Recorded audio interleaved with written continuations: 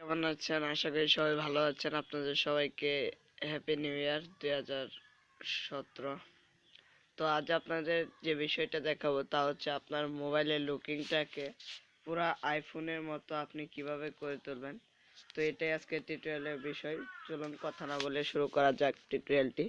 প্রথমে আপনাকে Google play store থেকে একটা অ্যাপস নামিয়ে নিতে হবে। আমি অ্যাপসটা নামিয়ে দেখিয়ে দিচ্ছি। দেখেন i10 OS লঞ্চার। এই লঞ্চারটা দিয়ে আপনি আইফোনের মতো আপনার ফোনের লুকিংটা করে নেবেন। দেখতে পাচ্ছেন এখানে একটা আছে প্রথমে 10 আর 7টাও আপনি ব্যবহার করতে পারেন। দুটো অ্যাপসই চমৎকার, সিস্টেম একই। তো আপনারা জাস্ট ইনস্টল করে ওপেন করবেন। দেখেন এইচটি এখানে 10 লেখাটাও আসবে। তো দেখেছেন আমার মোবাইলের লুকিংটা পুরা আইফোনের মতো। দেখেছেন এই যে আইফোনের প্লে স্টোর কিন্তু থাকে না, আইফোনে একটা নিজস্ব স্টোর থাকে, সেটা এরকমই থাকে। আর দেখতে পাচ্ছেন সবকিছুই আমার সরি,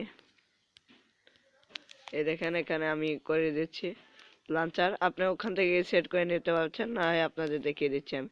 আপনারা এই লঞ্চারে যান, লঞ্চারে গিয়ে আপনি উপর থেকে টেনে এখানে সেটিংয়ে যান।